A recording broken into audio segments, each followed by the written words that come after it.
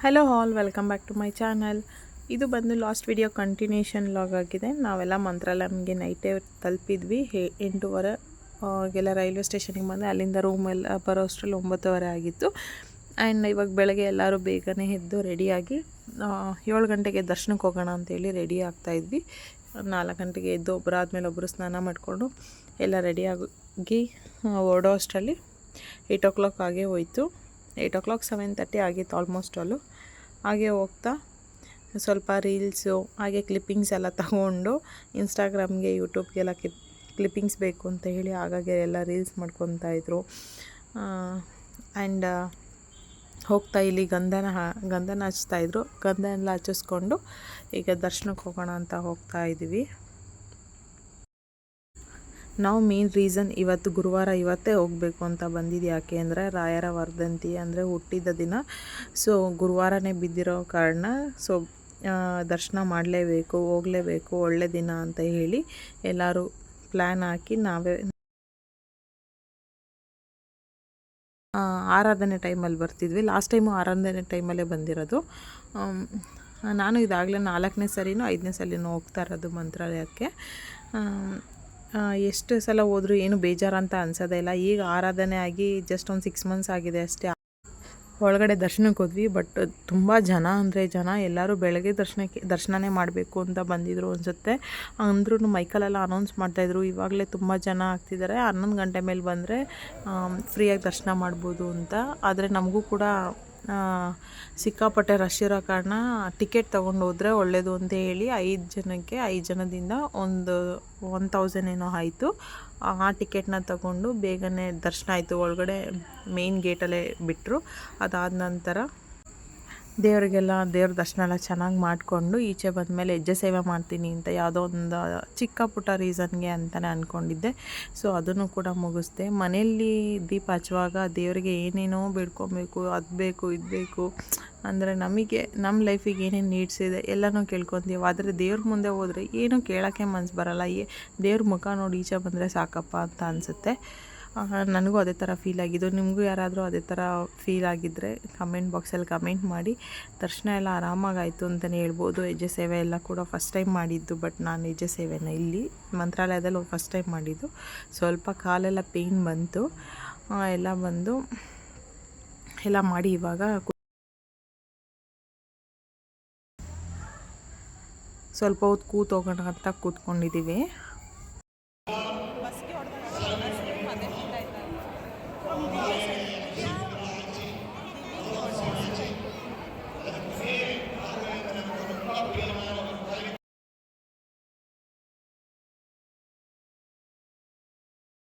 ರುದ್ರಾಕ್ಷತೆ ಎಲ್ಲ ಈಸ್ಕೊಂಡು ಈಚೆ ಬರುವಾಗ ಇಲ್ಲಿ ಪ್ರೋಗ್ರಾಮ್ನೆಲ್ಲ ನಡೆಸ್ತಾಯಿದ್ರು.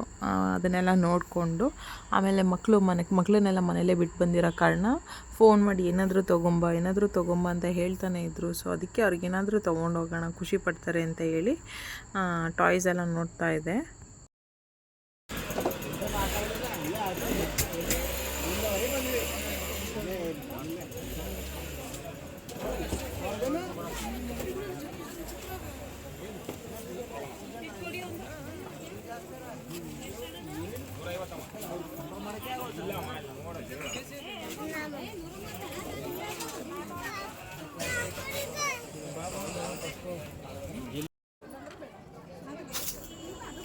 ಯಾವಾಗಲೂ ಈ ಥರ ನಾವು ಪ್ರತಿ ಸಲ ಹೋದಾಗಲೂ ಇಲ್ಲಿ ಮೆಹಂದಿ ಹಾಕ್ಕೊಂಡು ಅಭ್ಯಾಸ.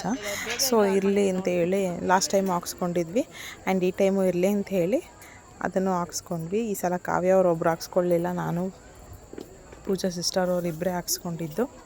ಚೆನ್ನಾಗಿ ಕಾಣ್ತಾಯಿತ್ತು. ನೀವು ಯಾರಾದರೂ ಹೋದರೆ ಇದನ್ನು ಟ್ರೈ ಮಾಡಿ. 2 rupees ಒಂದು.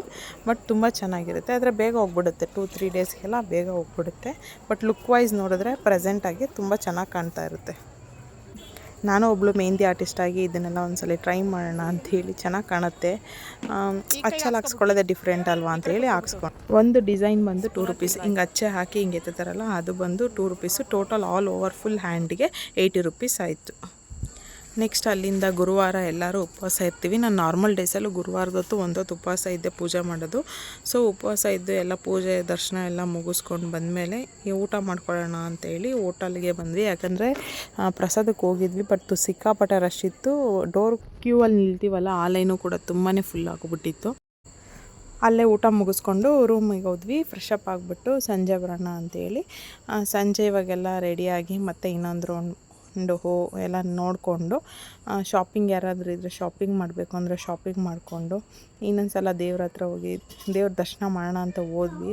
ದರ್ಶನ ಮಾಡೋಕ್ಕಾಗಲಿಲ್ಲ. ಅಲ್ಲೇ ಈಚೆ ಎಲ್ಲ ನೋಡಿಕೊಂಡು ಅಲ್ಲೆಲ್ಲ ಸಂಗೀತ ಕಚೇರಿ ನಡೀತಿತ್ತು. ಇವತ್ತು ವರ್ಧಂತಿ ಇರೋ ಕಾರಣ ಸಂಗೀತ ಪ್ರೋಗ್ರಾಮು ಇನ್ನೂ ಹಲವಾರು ಪ್ರೋಗ್ರಾಮ್ಸ್ ಎಲ್ಲ ಇಟ್ಕೊಂಡಿದ್ರು. ನಾವು ಅದನ್ನೆಲ್ಲ ನೋಡಿಕೊಂಡು ಸ್ವಲ್ಪ ಹೊತ್ತು ಕೂತಿದ್ದು.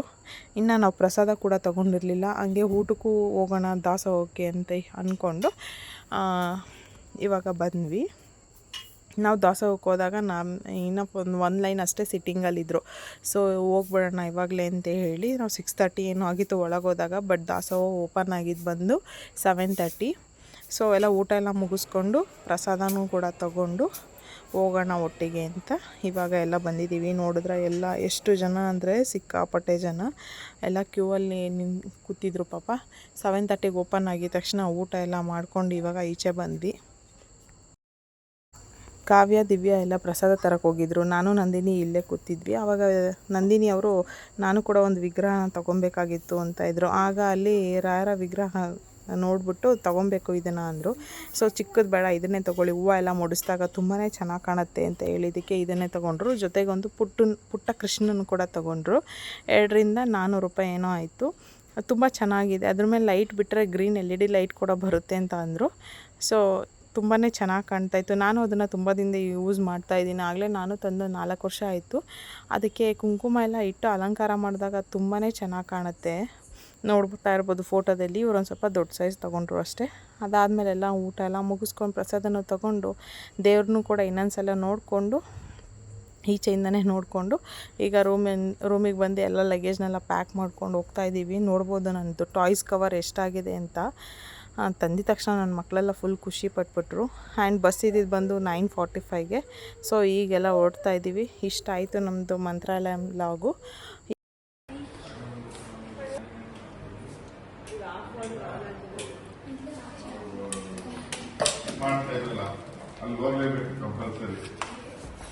ಇಲ್ಲೇ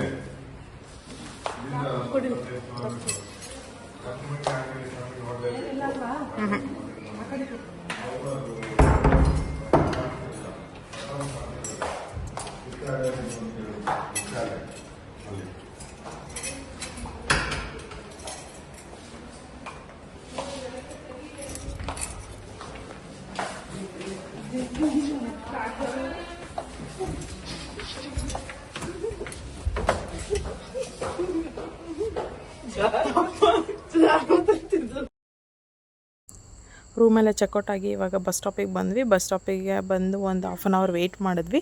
10:30ಗೆ ಬಸ್ ಬಂತು. ನಾವು ಬುಕ್ ಮಾಡಿದ್ದು ಬಂದು ಗ್ರೀನ್ ಲೈನಲ್ಲಿ. ಎಲ್ಲರೂ ಕೂಡ ಅವ್ರವ್ರ ಸೀಟಲ್ಲಿ ಮಲಗಿದ್ದಾರೆ. Double seat, 2 seat, 1 single seat, total 5 members. ಎಲ್ಲರೂ ಆರಾಮಾಗೆ ದರ್ಶನನೂ ಎಲ್ಲ ಮುಗಿಸ್ಕೊಂಡು ಇವಾಗ ಮನೆ ಕಡೆ ಹೊರಟಿದ್ದೀವಿ. ಇಷ್ಟ ಆಗಿತ್ತು ನಮ್ಮ ವ್ಲಾಗು. ಆ್ಯಂಡ್ ನನ್ನ ಚಾನಲ್ ಯಾರೆಲ್ಲ ಸಬ್ಸ್ಕ್ರೈಬ್ ಮಾಡಿಲ್ಲ ಪ್ಲೀಸ್ ಸಬ್ಸ್ಕ್ರೈಬ್ ಮಾಡ್ಕೊಂಡು ನೋಡಿ ಅಂತ ಹೇಳ್ತಾ ಹೋಪ್ ಈ ವಿಡಿಯೋ ನಿಮ್ಗೆ ಇಷ್ಟ ಆಗಿದೆ ಅಂತ ಅಂದ್ಕೊತೀನಿ. And thanks for watching.